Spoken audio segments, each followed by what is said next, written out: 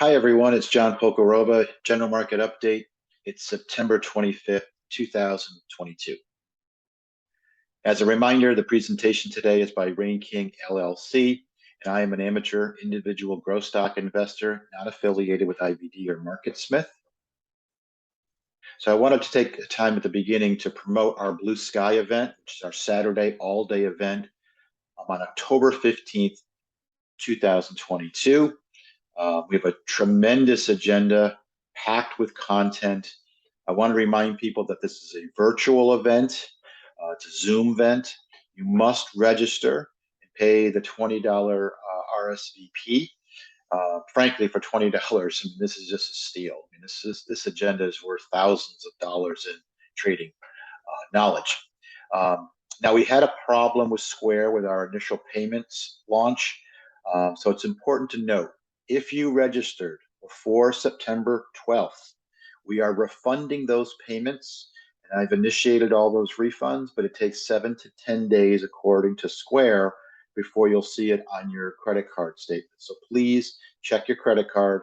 And if you don't see something in the next 7 to 10 days, let me know. You must register again with the new link. I apologize for the inconvenience, but you have to register again and you need to pay again with PayPal, which is our new provider. Here is the new link. I'm in blue, and you'll also know that this link is in my Twitter feed, and it's pinned to the top. So if you go to my Twitter feed, you will see the link. Now, a couple of questions that are common is, if you can't attend the event live because where you're located in the world, or you just can't attend the whole day, there will be recordings made and they'll be posted for unlimited viewing for 30 days post event. And then the recordings will be taken down. But you must register and pay the $20 fee in order to get access to the recordings. So our agenda today is to talk about the broad view of this bear market, the importance of flexibility, a little bit on market internals, and then talk about some psychology and mindset. So I pulled this slide from my January general market update. This is January 19th. This is where the market was really starting to break down. And I pulled up some key levels, levels that where the NASDAQ might find support and corrections, and where would this bull thesis be really in trouble with the super cycle. And I updated it. So here's the updated chart showing the bear market. And you'll notice that we came down into this blue zone between 10,000 and 11,000 on the NASDAQ. We pierced into there in June, created a low. We had a sharp bear market rally, as it turns out. And now we've come back. It looked like maybe a retest, but certain things are accelerating in the wrong direction if you're a stock market bull. We still haven't broken the June lows, so we'll have to see where that goes. But we're definitely in the zone where we're going to want to see things hold somewhere between 10 and 11,000. Now, another way to look at this was back from June. I explained we have the psychological 10,000 level, which could be an area for a market bottom. And we also noticed, coincidentally, that was approximately the zone, the peak, the pre-COVID peak was right around 98.38. So it's a key psychological number. Another way to look at this is the NASDAQ on a weekly chart looking at Fibonacci retracements. So from the low, in COVID low, all the way to the peak, if we look at the retracements, we're actually approaching the 61.8 retracement level. Here's the June lows, and we had this convergence of a number of kind of levels to look at in this yellow zone. We have the June low, which may or may not be broken. We have the 61.8 retracement level. In red, I've noted the 10,000 psychological level, and there is the pre-COVID peak level. So this zone has got a lot of things happening in it. Certainly the action of the past week has not been good, but we have to be open to see how this plays out. If these levels are all taken out, there is not a lot of support in terms of the NASDAQ. So we'll have to see how it plays out. Bear markets, switching to the S&P 500 right now. The current low was on June 17th, and that was about a 24.5% decline. We are now 262 calendar days from the top. Major bear markets really is this 25% threshold. There's been 6 of them since 1971. And I've shown this before. The average loss is about 40%. It takes over 500 days to really reach the low. They're slow markets, grinding bear markets. They take long times to complete themselves with lots of failed follow-through days. So I've shown this in previous months. This is the 73-74 period. I'm just putting this up because it is during an inflationary period, which is what we're going through right now. And it was a devastating 2-year bear market that corrected almost 50%. It had 3 legs down, which I'm showing in the black lines, 1, 2, 3. You'll notice, interesting, after a counter trend rally up into the 200-day, it took a little while for leg 2 to be undercut. So it did break down, and you'll notice that, ironically, it was quite a long third leg down. It took over 3 or 4 months, and you'll notice that during a 3-month period, there were no follow-through days.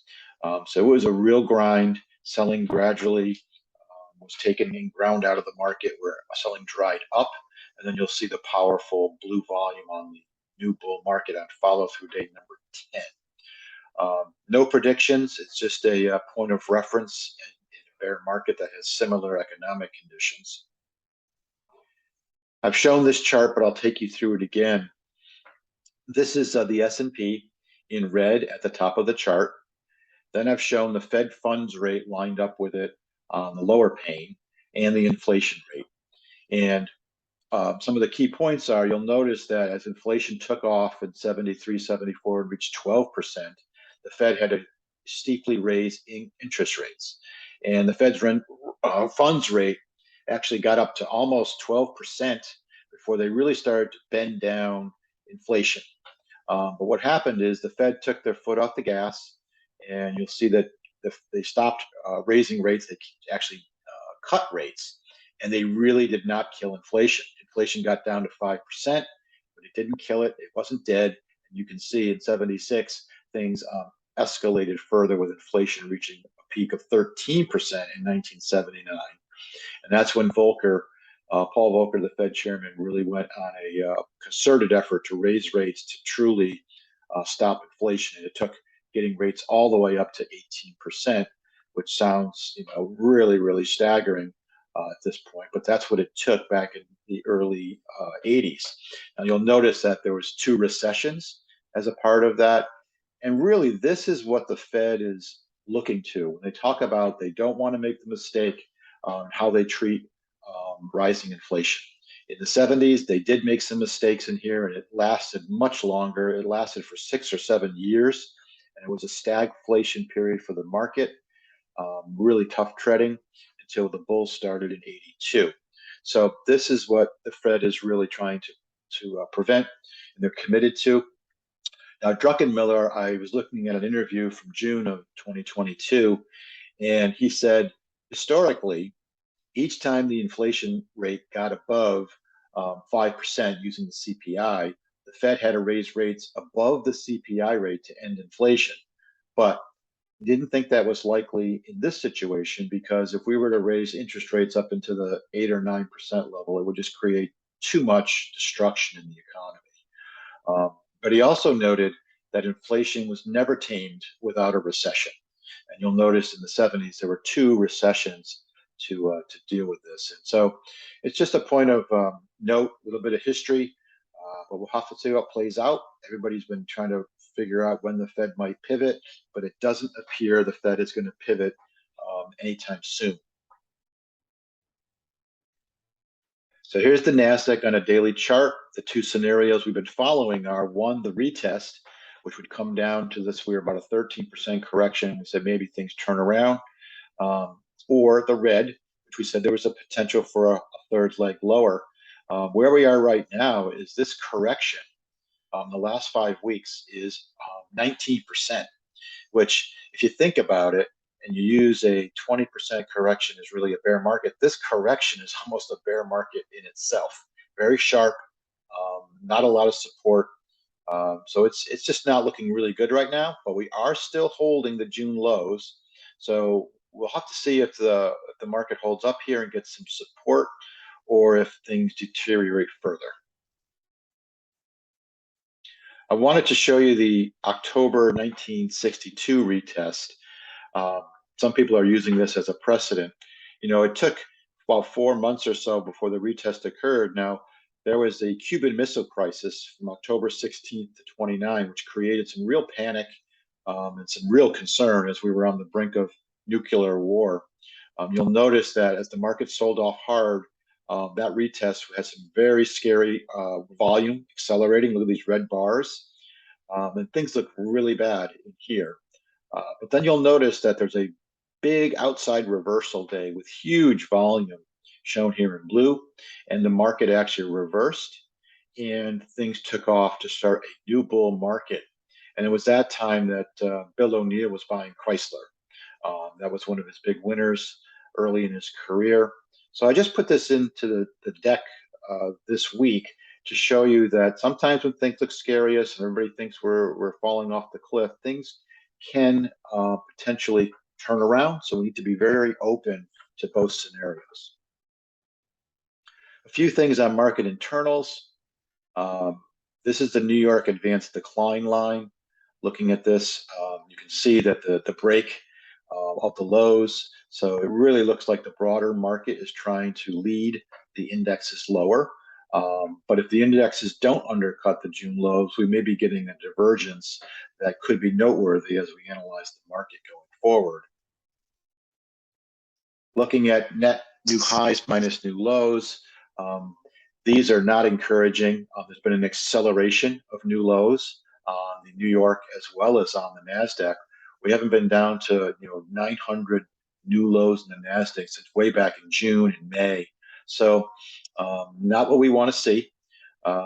Internals, not looking good at this point. But let's take it day by day. So here's a clipping from Bloomberg from a market professional. There's an awful lot of really challenging things being thrown at the market.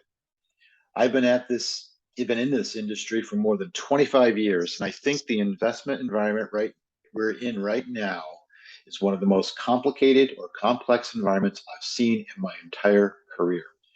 So this is a professional. 2022 has been extremely challenging for all of us. Bear markets are very difficult. Interesting little story. A technical trader and a fundamental trader were out to dinner and a sharp knife fell off the table. The technical trader moved his foot. The fundamental trader was stabbed and bled profusely. When the technical guy asked the fundamental guy, why didn't he move his foot? The fundamental guy replied, I thought it was going to go back up. This is from Frank Gretz, who's a market analyst at Wellington Shields. I put this in here because this is really relates to a lot of people that were looking at the former leaders coming off the top saying, well, they're really good companies. They have great fundamentals, the Shopify's and Roku's and all of these names. And, it really emphasizes that in a bear market, everything will be taken down gradually with the weight of the market. So let's move on to some psychology, some key characteristics. So I wanted to share theoretically 3 different mindsets. The first is trader number 1. Now, trader number 1 recognizes that we are in a bear market. Trader number 1 also knows that they're seeing some growth stocks showing some positive action, and they see some setups. And they decide that it is worth taking some pilot positions in potential new leading stocks. Now, the key part about trader number 1 is they have very defined rules of how they buy stocks and how they sell stocks. And they have a proven track record of cutting losses. They don't freeze up when the market is volatile. They follow their rules and they cut their losses. And they also are very much conditioned that small losses don't affect their psychology. They realize that by taking pilot positions in a bear market has risk, and they're okay getting cut up a little bit with small losses because they still keep the right mindset. Now, that's extremely important if you're, and ask yourself, are you actually a trader number one? Another quote from Frank Gretz. I'm here to tell you that if you trade stocks, being wrong happens a lot. Get used to it and learn to deal with it. It's not so much whether you're right or wrong, it's how long you're right or how long you are wrong. So, this psychology is an experienced trader. Trader number two also recognizes we're in a bear market, but their mindset is they're very anxious to make back the money that they've lost in 2022, or the money they simply gave back from 2020 big gains. They gave them back gradually in 2021 and even further in 2022. Now, this trader is probably wishy-washy about cutting losses. And as a result of that, they're stuck holding some big losing positions. They may be holding the former leaders. They may have got caught in some of the new leaders this year, but they did not exit those positions quickly. And as a result of all that, the psychology of trader number two is damaged by all these losses. They're completely getting worn out. They're probably very, very frustrated about being cut up with all these losses, and they may even be very angry. Now let's look at trader number three. Trader number three recognizes that we're in a bear market. They also have enough experience to know that they're not comfortable trading when the conditions in the market are not good. They don't have good odds, and therefore they decide to stay in cash and wait. And they also understand that cash is a position. So I put these up here just to kind of give you a spectrum of psychology. And you should ask yourself, are you a trader number one, two, or three? It's important to understand where you are relative to this bear market, which is wearing us all down gradually over time. So my blue sky talk is called Winners and Losers, and I wanted to share with you what it's all about. I'm going to be taking key characteristics of traders and how you deal with those characteristics determines part of your success or your failures. So mindset, process, flexibility, patience, self-awareness, and process and respect are the characteristics I'm going to explore, and I'm going to share with you how a winning trader approaches these characteristics and how losing traders are approaching these characteristics. Now, due to the time, I only have an hour at Blue Sky, but part two of Winners and Losers will be coming in the November Boston IBD meetup. And that meetup, I'll be sharing with you tools and techniques that can help you take things that you may be weak at today, and how do you develop those into strengths. So it's a two-part talk. I hope you can join me for that. Again, I wanted to get a really quick overview of some of the speakers. Scott O'Neill is Bill's son, who now runs O'Neill Capital Management. He's going to be talking about the market outlook, and he's going to share lessons he's learned from Bill, his father, over the years. I've seen this presentation. He's expanding upon it. It's a really, really interesting presentation. And Scott is always interesting as a speaker himself. Brian Shannon will be sharing VWAP within the CAN SLIM system. I will be sharing Winners and Losers Part 1. Rose and Thorn, you're going to hear from some of the best young traders out there. You're going to hear about their Rose, which is some of their best trades, and you're also going to hear about their Thorns, which are some of their worst trades. I'll be doing a table talk interview with Mark Minervini and Jared Tendler. We're going to talk a lot about psychology and mindset and how you can things you need to be aware of, and things that are root causes, and things you can do to get in the right frame of mind to improve not only your trading, but anything you do in life. Power Picks is a brief section where a speaker will give a 2 to 3 minute speech to pitch some stock idea or something that they think is looking encouraging in the market. Be interesting to see what people come up with. Jason Thompson from Ticker Monkey will join us. He will be sharing tactical entries using candlestick combinations, candlestick patterns that are really interesting. So I want you to really take advantage of that. We'll wrap up the Blue Sky, and then we'll have a separate webinar after the main event is over, and we call that Blue Sky After Dark. JT will be leading it. It's very popular because he takes all your questions. He talks about any stock you want to talk about. It's very interactive, and there's no end time. It could go on less. A couple of years, it's gone on for 2, 3, and 4 hours. So that's something that's an option if you're really into it. Again, it's a virtual event. Here's the information. You must sign up again with the new link. Do it sooner rather than later. And I look to hopefully see you on October 15th, which for what will be a fabulous day. So with that, we'll wrap it up. Thank you for joining me for the general market update, and I'll see you all soon.